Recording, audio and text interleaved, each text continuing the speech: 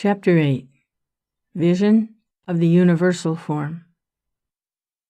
After this incident, Vasudeva asked his family priest Gargamuni to visit the place of Nanda Maharaj in order to astrologically calculate the future life of Krishna. Gargamuni was a great saintly sage who underwent many austerities and penances and was appointed priest of the Yadu dynasty. When Gargamuni arrived at the home of Nanda Maharaj was very pleased to see him and immediately stood up with folded hands and offered his respectful obeisances.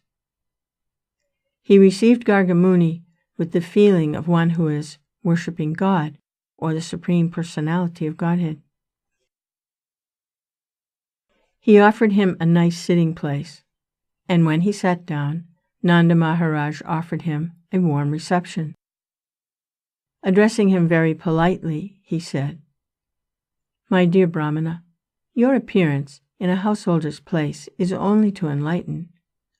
We are always engaged in household duties and are forgetting our real duty of self-realization. Your coming to our house is to give us some enlightenment about spiritual life. You have no other purpose to visit householders. Actually, a saintly person or a Brahmana has no business visiting householders who are always busy in the matter of dollars and cents. If it is asked, why don't the householders go to a saintly person or a Brahmana for enlightenment? The answer is that householders are very poor-hearted. Generally, householders think that their engagement in family affairs is their prime duty, and that self-realization or enlightenment in spiritual knowledge is secondary. Out of compassion only, saintly persons and Brahmanas go to householders' homes. Nanda Maharaj addressed Gargamuni as one of the great authorities in astrological science. The foretellings of astrological science, such as the occurrence of solar or lunar eclipses, are wonderful calculations. And by this particular science, a person can understand the future very clearly. Gargamuni was proficient in this knowledge. By this knowledge, one can understand what his previous activities were. And by the result of such activities, one may enjoy or suffer in this life. Nanda Maharaj also addressed Gargamuni as the best of the Brahmanas. A Brahmana is one who is expert in the knowledge of the Supreme. Without knowledge of the Supreme Absolute, one cannot be recognized as a Brahmana. The exact word used in this connection is Brahmavidam, which means those who know the Supreme very well. An expert Brahmana is able to give reformatory facilities to the subcastes, namely the Kshatriyas and Vaishyas. The Sudras observe no reformatory performances. The Brahmana is considered to be the spiritual master or priest for the Kshatriya and Vaishya. Nanda Maharaj happened to be a Vaishya, and he accepted Gargamuni as a first-class Brahmana. He therefore offered his 2 foster sons, namely Krishna and Balarama, to him to purify. He agreed that not only these boys, but all human beings, just after birth, should accept a qualified Brahmana as spiritual master. Upon this request, Gargamuni replied, "Vasudeva has sent me to see to the reformatory processes of these boys, especially Krishna's. I am their family priest, and, incidentally, it appears to me that Krishna is the son of Devaki." By his astrological calculation, Gargamuni could understand that Krishna was the son of Devaki, but he was being kept under the care of Nanda Maharaj, which Nanda did not know.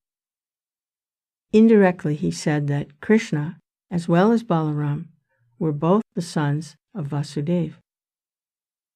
Balarama was known as the son of Vasudeva because his mother Rohini was present there. but Nanda Maharaj did not know about Krishna. Gargamuni indirectly disclosed the fact that Krishna was the son of Devaki. Gargamuni also warned Nanda Maharaj that if he would perform the reformatory ceremony, then Kamsa, who was naturally very sinful, would understand that Krishna was the son of Devaki and Vasudeva. According to astrological calculation, Devaki could not have a female child, although everyone thought that the 8th child of Devaki was female. In this way, Gargamuni intimated to Nanda Maharaj that the female child was born of Yasoda, and that Krishna was born of Devaki, and they were exchanged. The female child, or Durga, also informed Kamsa that the child who would kill him was already born somewhere else. Gargamuni stated, "If I give your child a name, and if he fulfills the prophecy of the female child to Kamsa, then it may be that the sinful demon will come and kill this child also after the name-giving ceremony. But I do not want to become responsible for all these future calamities." On hearing the words of Gargamuni, Nanda Maharaj said, "If there is such danger, then it is better not to plan any gorgeous name-giving ceremony. It would be better for you to simply chant the Vedic hymns and perform the purificatory process. We belong to the twice-born caste, and I am taking this opportunity of your presence. So, please perform the name-giving ceremony without external pomp." Nanda Maharaj wanted to keep the name-giving ceremony a secret, and yet take advantage of Gargamuni's performing the ceremony.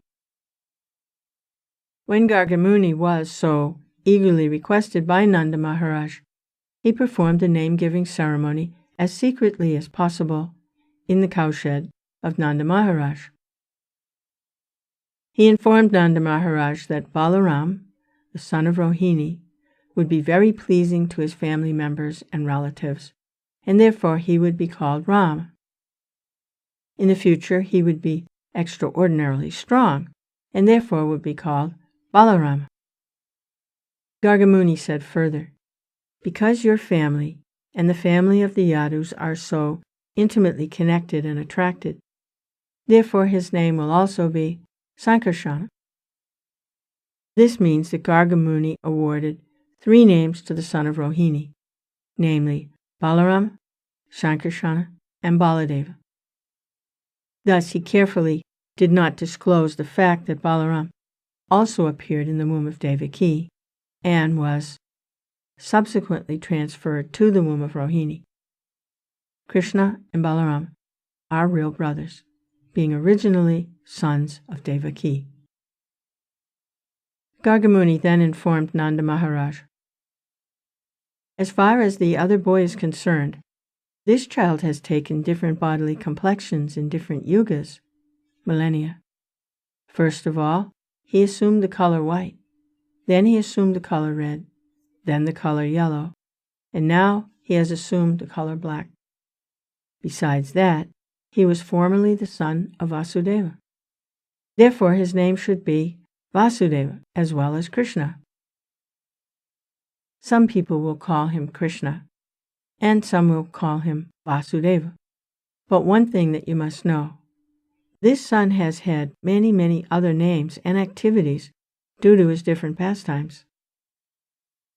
Gargamuni gave Nanda Maharaj a further hint that his son will also be called Giridhari, because of his uncommon pastimes of lifting Govardhana Hill. Since he could understand everything past and future, he said, "I know everything about his activities and name, but others do not know. This child will be very pleasing to all the cowherd men and cows. Being very popular in Vrindavan, he will be the cause of all good fortune for you. Because of his presence, you will overcome all kinds of material calamities, despite opposing elements." Gargamuni continued to say, "My dear King of Raj, in his previous births, this child many times protected righteous persons from the hands of rogues and thieves whenever there was political disruption. Your child is so powerful that anyone who will become a devotee of your boy will never be troubled by enemies. Just as the demigods are always protected by Lord Vishnu, so the devotees of your child will always be protected by Narayana, the Supreme Personality of Godhead. This child will grow in power, beauty, opulence, in everything, on the level of Narayana, the Supreme Personality of Godhead. Therefore, I would advise that you protect him very carefully, so that he may grow without disturbance. Garga Muni further informed Nanda Maharaj that because he was a great devotee of Narayana, Lord Narayana gave a son who was equal to him. At the same time, he indicated, "Your son will be disturbed by so many demons, so be careful and protect him." In this way, Garga Muni convinced Nanda Maharaj that Narayana himself had become his son. In various ways, he described the transcendental qualities of his son. After giving this information, Garga Muni returned to his home.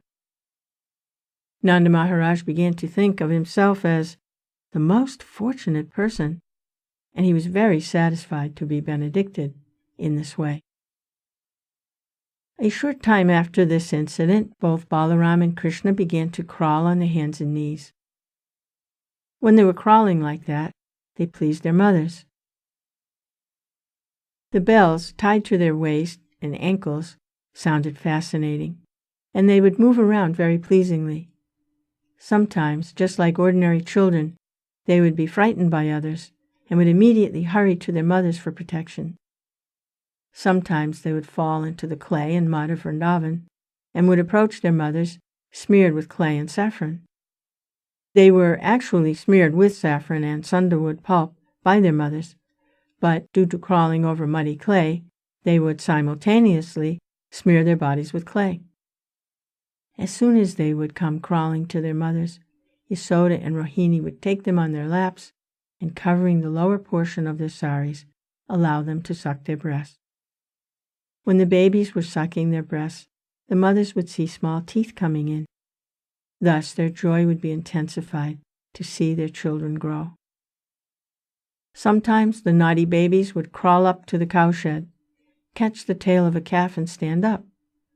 The calves, being disturbed, would immediately begin running here and there, and the children would be dragged over clay and cow dung.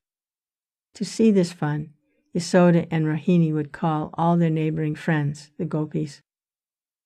Upon seeing these childhood pastimes of Lord Krishna, the gopis would be merged in transcendental bliss. In their enjoyment, they would laugh very loudly. Both Krishna and Balaram were so restless that their mothers, Yasoda and Rohini, would try to protect them from cows, bulls, monkeys, water, fire, and birds, while they were executing their household duties. Always being anxious to protect the children and to execute their duties, they were not very tranquil. In a very short time, both Krishna and Balaram began to stand up and slightly move on their legs. When Krishna and Balaram began to walk, other friends of the same age joined them, and together they began to give the highest transcendental pleasure to the gopis, specifically to Mother Yasoda and Rohini. All the gopi friends of Yasoda and Rohini enjoyed the naughty childish activities of Krishna and Balaram in Vrindavan. In order to enjoy further transcendental bliss, they all assembled and went to Mother Yasoda to lodge complaints against the restless boys.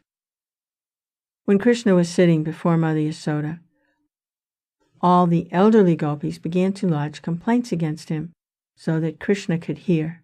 They said, "Dear Yasoda, why don't you restrict your naughty Krishna? He comes to our houses, along with Balaram, every morning and evening, and before the milking of the cows, they let loose the calves, and the calves drink all the milk of the cows. So when we go to milk the cows, we find no milk, and we have to return with empty pots. If we warn Krishna and Balarama about doing this, they simply smile charmingly. We cannot do anything. Also, your Krishna and Balaram find great pleasure in stealing our stock of yogurt and butter from wherever we keep it. When Krishna and Balaram are caught stealing the yogurt and butter, they say, "Why do you charge us with stealing? Do you think that butter and yogurt are a scarcity in our house?" Sometimes they steal butter, yogurt, and milk and distribute them to the monkeys. When the monkeys are well fed and do not take any more, then your boys chide, "This milk and butter and yogurt are useless. Even the monkeys won't take it." And they break the pots and throw them hither and thither.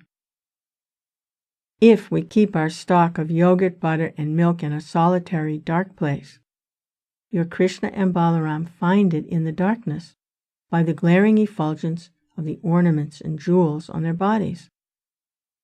If by chance they cannot find the hidden butter and yogurt, they go to our little babies and pinch their bodies so that they cry, and then they go away.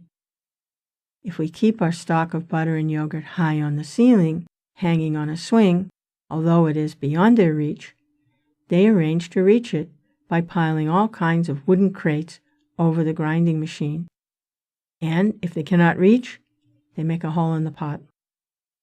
We think, therefore, that you better take all the jeweled ornaments from the bodies of your children.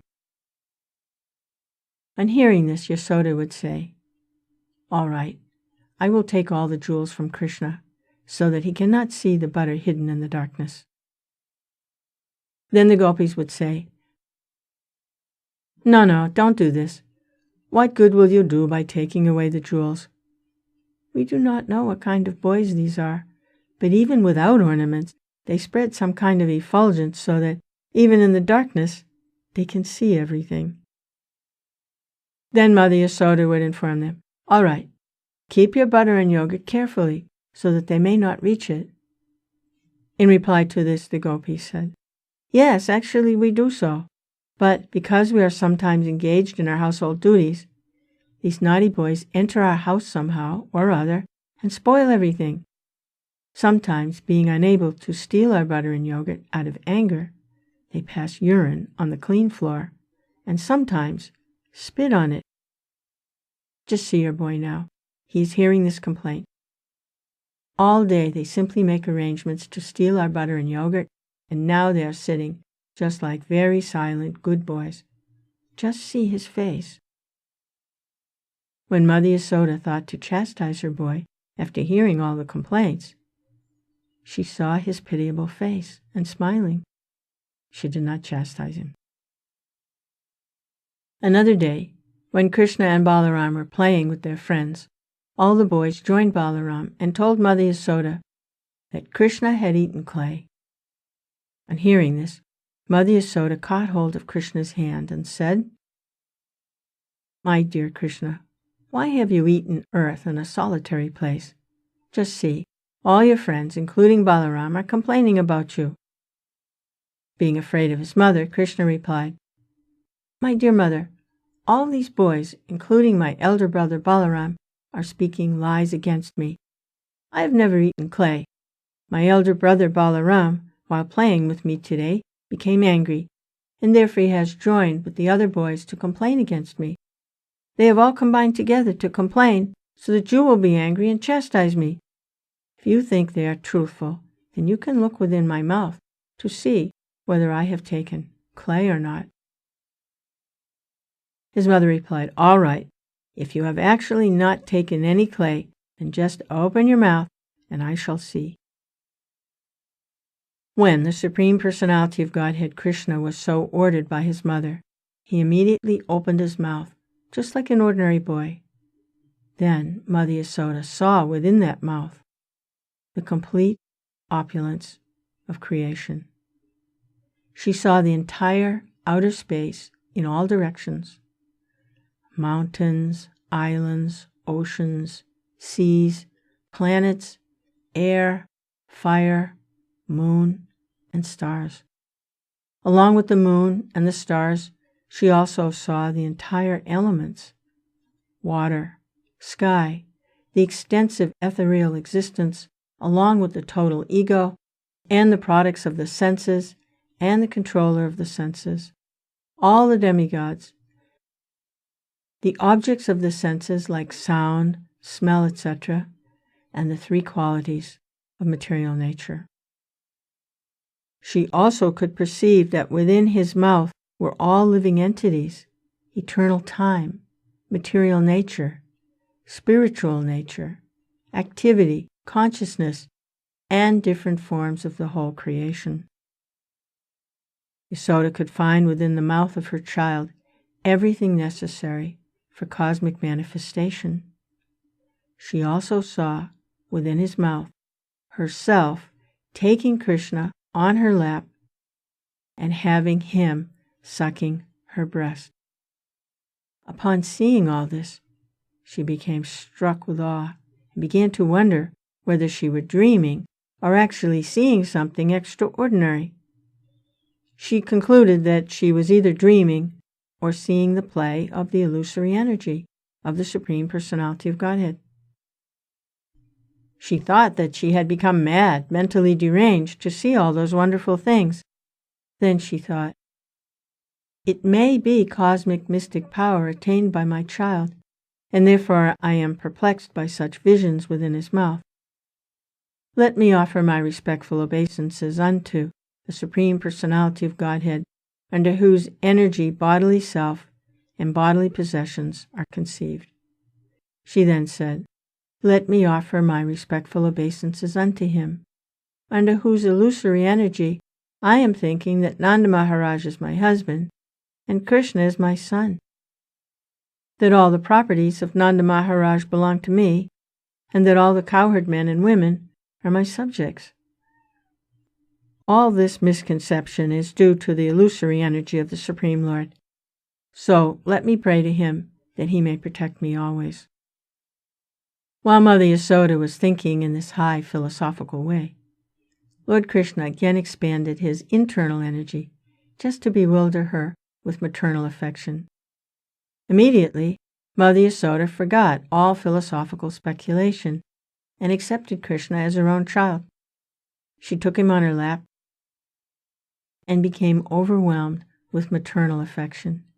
She thus began to think, Krishna is not understandable to the masses through the gross process of knowledge, but he can be received through the Upanishads and the Vedanta, or mystic yoga system, and Sankhya philosophy.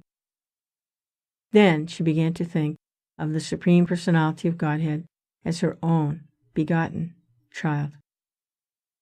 Certainly Mother Yasoda had executed many, many pious activities, as a result of which she got the absolute truth, Supreme Personality of Godhead, as her son, who sucked milk from her breast.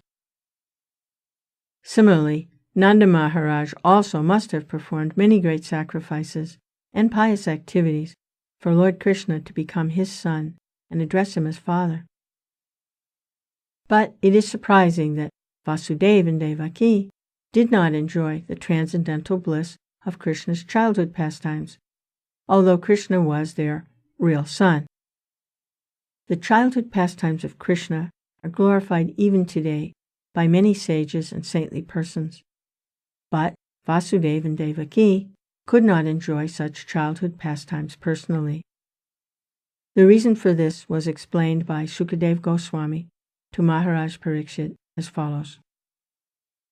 When the best of the Vasus of the name Drona, along with his wife Dara, were ordered to increase progeny by Lord Brahma, they said unto him, Dear Father, we are seeking your benediction. Drona and Dara then took benediction from Brahma that in the future, when they would take birth again within the universe, the Supreme Lord Krishna, in his most attractive feature of childhood, would absorb their whole attention. Their dealings with Krishna would be so powerful that simply by hearing of Krishna's childhood activities with them, anyone could very easily cross over the nescience of birth and death. Lord Brahma agreed to give them the benediction, and as a result, the same Drona appeared as Nanda Maharaj in Vrindavan, and the same Dara appeared as Mother Yasoda, the wife of Nanda Maharaj.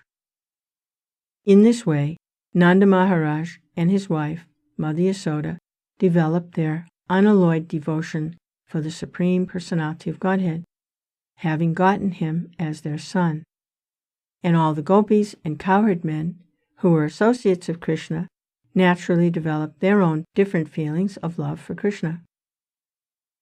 Therefore, just to fulfill the benediction of Lord Brahma, Lord Krishna appeared along with his plenary expansion Balarama and performed all kinds of childhood pastimes in order to increase the transcendental pleasure of all residents of Vrindavan. Thus ends the Bhaktivedanta purport of the 8th chapter of Krishna, Vision of the Universal Form.